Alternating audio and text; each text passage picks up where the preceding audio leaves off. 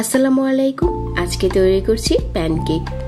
একটু বেশি সফট করে এই প্যানকেকটা খুব অল্প সময়ে তৈরি করতে পারবেন। আশা করছি আমার আজকের রেসিপি ফলো করে যদি সেম টু সেম তৈরি করেন আপনাদের কেকটা এরকম সফট হবে। সেই সাথে এই কেকটা খেতেও অনেক বেশি মজার। আপনার পছন্দ মতো পরিবেশন করতে পারেন। খুব ইজি করে চলুন আজকের এই প্যানকেকটা বানিয়ে নিই। প্যানকেক তৈরি করার জন্য লাগবে আমাদের 2টা ডিম। তারপর প্রথম হচ্ছে ডিমটা ভেঙে কুসুমটা আলাদা করে নিতে হবে। আমি কুসুম দুটো আলাদা করে নিয়েছি। তারপর হচ্ছে বাকি উপকরণগুলো কুসুমের সাথে মিশিয়ে নিচ্ছি। 1 টেবিল চামচ দিয়ে দিচ্ছি চিনি, আর এখানে 3 টেবিল চামচ দিয়ে দিচ্ছি লিকুইড মিল্ক। 1 টেবিল চামচ দিয়ে দিচ্ছি রান্নার রেগুলার তেল, আর চিমটি পরিমাণ দিয়ে দিচ্ছি লবণ। তারপর এই উপকরণগুলো একসাথে মিশিয়ে নিচ্ছি যতক্ষণ না চিনিটা গলে যাচ্ছে। তারপর বাকি শুকনো উপকরণগুলো মিশিয়ে নিচ্ছি। হাফ কাপ নিয়ে নিচ্ছি ময়দা আর 1 চা চামচ বেকিং পাউডার। শুকনো উপকরণগুলো চেলে দিতে হবে। 1 চা চামচ দিয়ে দিচ্ছি ভ্যানিলা এসেন্স। আপনারা যে কোনো ফ্লেভারটা ব্যবহার করতে পারেন। খুব ভালো করে মিশিয়ে নিচ্ছি যাতে কোনো লাম্পস না থাকে। হ্যান্ড উইক্স দিয়ে খুব ভালো করে মেশানো হয়ে গেছে, আর একটা সাইডে রেখে দিচ্ছি। তারপর হচ্ছে ডিমের সাদা অংশটাকে বিট করে নিতে হবে।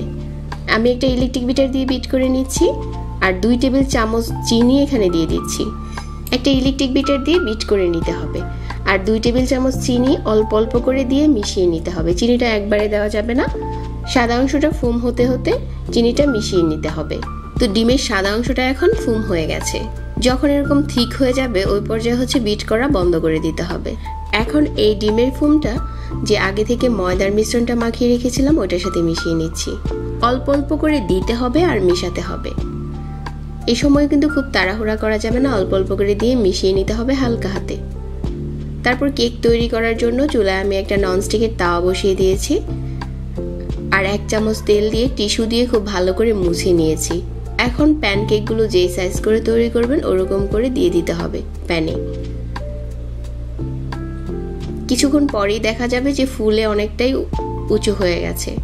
1 থেকে 1.5 মিনিট পর উল্টে দিতে হবে, আর আবারও ঢেকে দিতে হবে। আর এই সময় কিন্তু চুলার আঁচটাকে কমিয়ে রাখতে হবে।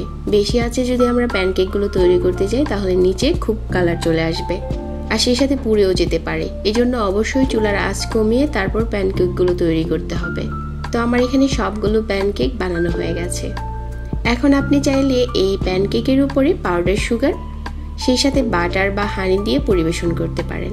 আর আজকের কেকগুলো কিন্তু খুবই সফট হয়েছে।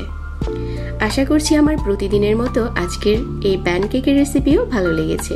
আমার রেসিপি ভালো লাগলে আরও নতুন রেসিপি পেতে চ্যানেল সাবস্ক্রাইব করে রাখবেন, আর পেজে লাইক দিয়ে রাখবেন। সবাইকে ধন্যবাদ জানাচ্ছি, আর সেই সাথে বিদায় নিচ্ছি। আল্লাহ হাফেজ।